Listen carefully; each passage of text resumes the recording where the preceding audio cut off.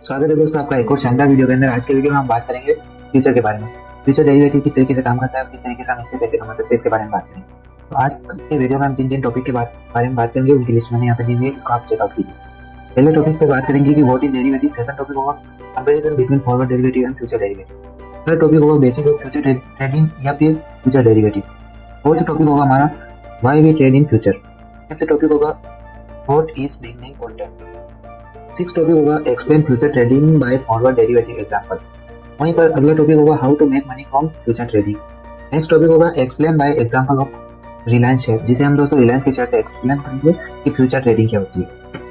उसके बाद जो टॉपिक होगा वो होगा हमारा what is role of broker to buy future derivative, मतलब फ्यूचर डेरिवेटिव को बाय करने के लिए ब्रोकर का क्या रोल होता है।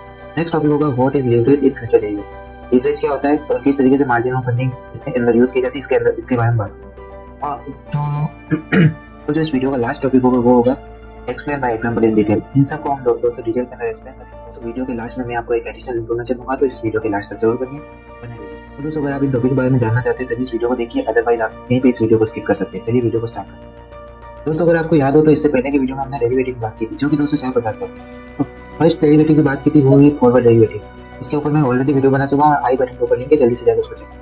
अगर अभी तक आपने उसको नहीं देखा है तो आपको ये वीडियो शॉर्टली समझ में नहीं आएगा, तो इस वीडियो को स्टार्ट करने से पहले उस वीडियो को एक बार जरूर देखिए, तभी आपको ये वीडियो समझ। वीडियो स्टार्ट करने से पहले थोड़ा बेसिक जान लेते हैं कि डेरिवेटिव कैसे कहते हैं। डेरिवेटिव दोस्तों कोई भी ऐसा उपकरण जिसके खुद की कोई वैल्यू नहीं होती, उसकी वैल्यू किसी और ही चीज से डिसाइड होती है, उसे ही हम दोस्तों डेरिवेटिव बोलते हैं। इसे दोस्तों हमने बैंक के एग्जांपल से समझा था कि बैंक का जो नोट होता है उसे आरबीआई जब तक अप्रूव नहीं करता है तब तक उस नोट की कोई वैल्यू नहीं होती है, और आरबीआई के एक बार साइन हो जाने के बाद वो नोट जो होता है मार्केट के अंदर अप्रूव हो जाता है। और दोस्तों उस नोट के लिए जो आरबीआई है वो एक तरीके से अंडरलाइन एसेट का काम करता है।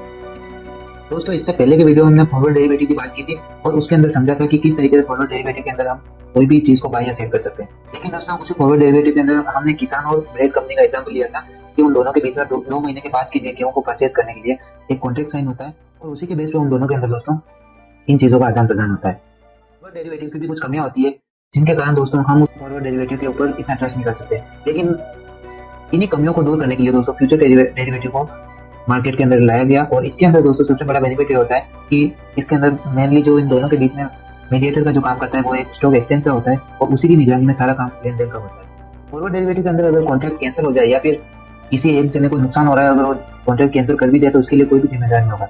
लेकिन अगर स्टॉक एक्सचेंज होते हुए फ्यूचर डेरिवेटिव के अंदर ऐसा कोई करता है तो उसके ऊपर अलग से फाइन लगेगा, तो वो कॉन्ट्रैक्ट को कैंसिल नहीं कर सकता है जब तक कि उसकी एक्सपायरी डेट नहीं आ जाती है। अगर हम फ्यूचर ट्रेडिंग की बात करें तो फ्यूचर ट्रेडिंग बेसिकली आज की डेट में आज की प्राइस पर किया गया एक कॉन्ट्रैक्ट होता है, जो कि दोस्तों फ्यूचर के लिए किया जाता है। दोस्तों अगर आपने एक बात नोटिस की तो यहाँ पे भी फ्यूचर के अंदर फॉरवर्ड की तरह ये कॉन्ट्रैक्ट साइन होता है, लेकिन फर्क बस इतना हो जाता है कि यहाँ पे एक बीच में एक मीडिएटर के रूप में एक्सचेंज आ जाता है, जो कि दोस्तों सारे लेन देन और सारे बायर और सेलर को एक लीगल प्लेटफॉर्म प्रोवाइड करता है। अब बात करते हैं फ्यूचर के अंदर मेनली लोग ट्रेडिंग करते हैं क्यों है। मेनली फ्यूचर के अंदर लोग ट्रेडिंग 2 वजह से करते हैं। अगर फर्स्ट रीजन की बात करें तो वो है हेजिंग के लिए, और सेकंड है ट्रेडिंग के लिए। हेजिंग मतलब दोस्तों रिस्क कम होना है, और वही ट्रेडिंग का मतलब होता है ज्यादा से ज्यादा पैसे कमाना।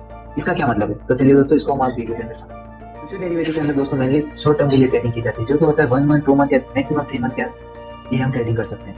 अगर हम 1 मंथ के लिए अगर कोई भी ट्रेडिंग कर रहे हैं तो उसको हम दोस्तों नियर मंथ कहते हैं, और उसकी वैलिडिटी एक्सपायर यानी वो कब एक्सपायर होगा, वो होगा उस मंथ के लास्ट थर्सडे को। हम यहाँ पे दोस्तों फ्यूचर या फिर ऑप्शन की बात करेंगे तो उनके वो एक्सपायर होने की बात करें। शेयर यहाँ पे कभी भी एक्सपायर नहीं होता है, और जो एक्सपायर डेट होती है मंथ के लास्ट थर्सडे को होती है, और थर्सडे को सारा मार्केट क्लोज होता है, और उसी टाइम पे हमें अपनी पोजीशन जो होती है उसको स्क्वायर ऑफ करना होता है। इसी तरह दोस्तों अगर 2 मंथ के फ्यूचर की बात करें तो उसके कॉन्ट्रैक्ट को नेक्स्ट मंथ बोलते हैं, और वही 3 मंथ के कॉन्ट्रैक्ट को 5 मंथ बोलते हैं, और इन सभी की एक्सपायरी दोस्तों लास्ट मंथ के थर्सडे को होती है, जो कि स्क्वायर ऑफ करना होता है।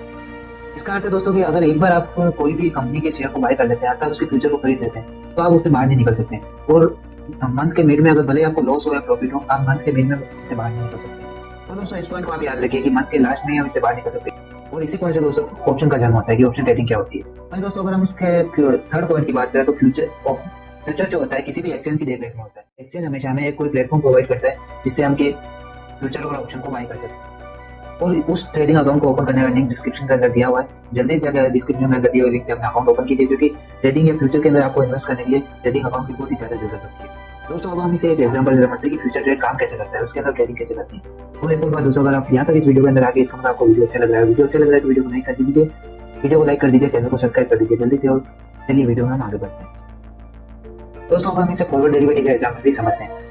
मान लीजिए ब्रेड कंपनी का दोस्तों किसान के साथ में एक फ्यूचर कॉन्ट्रैक्ट होता है, जिसके अंदर दोस्तों ब्रेड कंपनी का द्वारा 1 क्विंटल गेहूं को 2,000 के भाव पर 2 महीने के बाद में किसान से खरीदा जाएगा।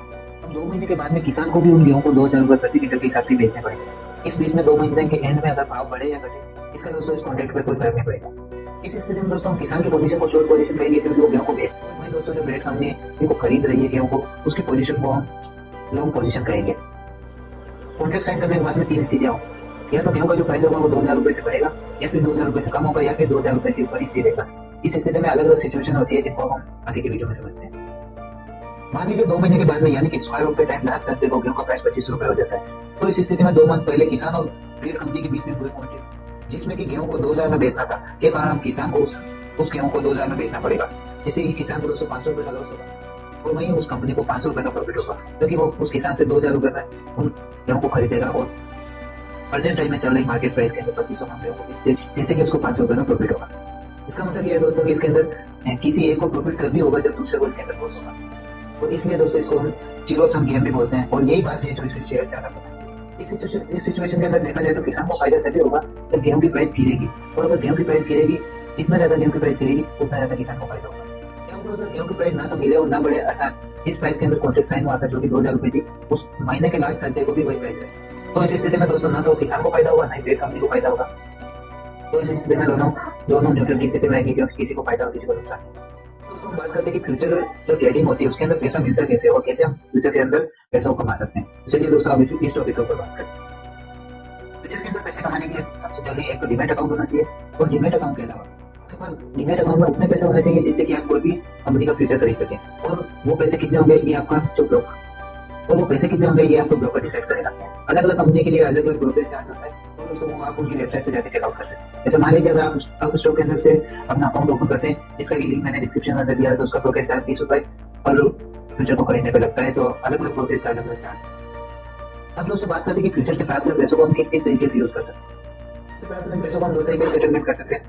फर्स्ट तो हम या तो हम कैश की तरह इनका सेटलमेंट कर सकते हैं, या फिर उनका हम डिलीवरी ले सकते हैं। अगर हम कैश की बात करें तो कैश के अंदर दोस्तों हमें प्राप्त हुए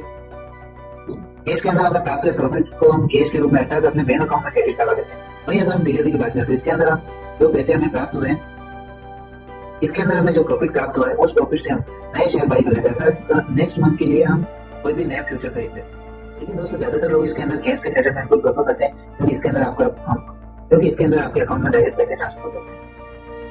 यही है दोस्तों फ्यूचर डिलीवरी का एक बेसिक कॉन्सेप्ट, जिसे कि हमने किसान और उस ब्रेड कंपनी के एग्जांपल समझा। चलिए दोस्तों हम इसे शेयर मार्केट के अंदर कोई भी शेयर के एग्जांपल समझते हैं कि किस तरीके से वर्क करता है। मान लीजिए दोस्तों रिलायंस के किसी एक शेयर की प्राइस अभी मार्केट के अंदर 100 रुपए पर शेयर के हिसाब से चल रही है, और रिलायंस का लॉट साइज होता है दोस्तों 500 शेयर पर लॉट के ऊपर, अर्थात एक लॉट के अंदर हम 500 शेयर को बाय करते हैं। दोस्तों अगर आपको ऐसा लगता है कि 2 महीने के बाद में इस शेयर की प्राइस 100 रुपए चल रही है, तो बाकी 200 रुपए हो जाएगी। तो इसे आप करेंगे कि 2 महीने के बाद के लिए फ्यूचर कॉन्ट्रैक्ट साइन करेंगे।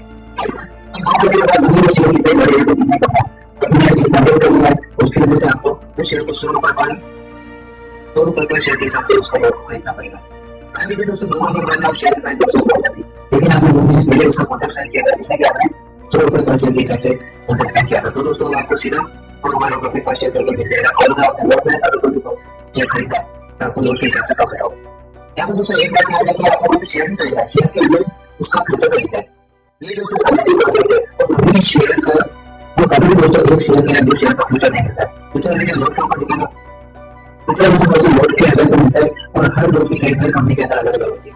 अब दोस्तों इसके अंदर हम ब्रोकर का रोल समझते हैं कि इसके अंदर ब्रोकर का रोल क्या होता है, और इसके अंदर हम समझते हैं कि लीवरेज क्या होता है।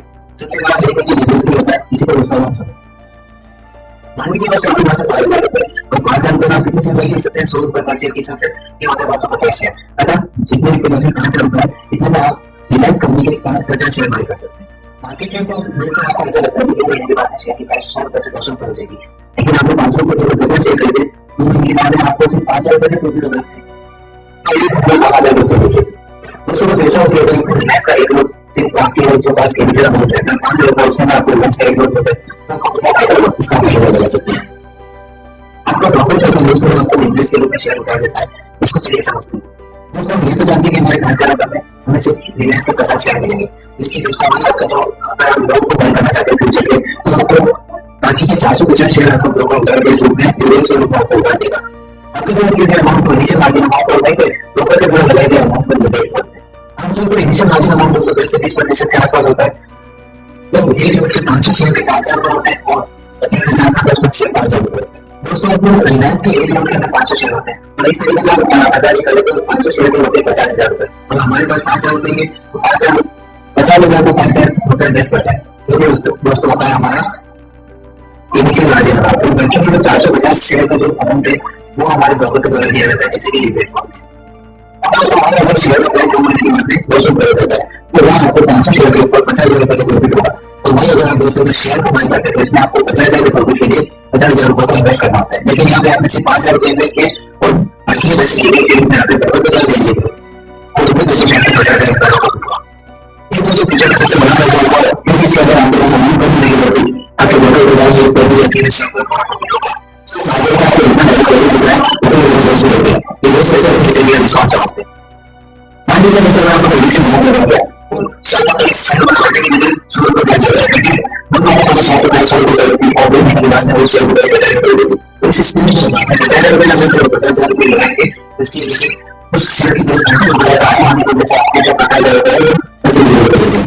किसी से भी आपको हो सकता है कि आपको 25,000 रुपए होगा लेकिन आप लोग जब से 5,000 रुपए दे दे तो बाकी के पैसे जो वो आपको ब्रोकर ने दिए थे आपका जो ब्रोकर है 5,000 रुपए के पास चला जाएगा तो आपको बाकी के 20,000 रुपए उनको आपको कंपनी के देने पड़ेंगे क्योंकि ये अगर कोई स्पेसिफिक कर रहे हैं तो इसके स्पेसिफिक पैसा लगाना है तो उससे आपको बहुत ज्यादा मुनाफा देना पड़ता है क्योंकि एक शेयर के अंदर आप उतनी पैसे बहुत जितने की आपने लगाए जैसे कि मान लीजिए हमने 5,000 रुपए शेयर लिए तो 5,000 रुपए का लॉस होगा लेकिन अगर हमने फ्यूचर के अंदर इन्वेस्ट किया उसके अंदर अमाउंट का 30,000 गुना ज्यादा अमाउंट पे करना पड़ सकता है। तो ये दोस्तों सब कुछ फ्यूचर लेने के लिए इसके आगे से दोस्तों के किसी भी बिजनेस का अब दोस्तों दोस्तों कंपनी के लिए जैसे कि ऑप्शन बोलते हैं ऑप्शन में तो बिल्कुल इस तरीके से लगेगा कि इसमें बहुत कम से कम प्रॉफिट है ऑप्शन को करने का तरीका है जैसे आपको जैसे ऑप्शन से कैसे बातें भी सही से प्रेडिक्शन करें हम लोग ये जो है ऑप्शन बना सकते हैं यहाँ पर आपने ऑप्शन को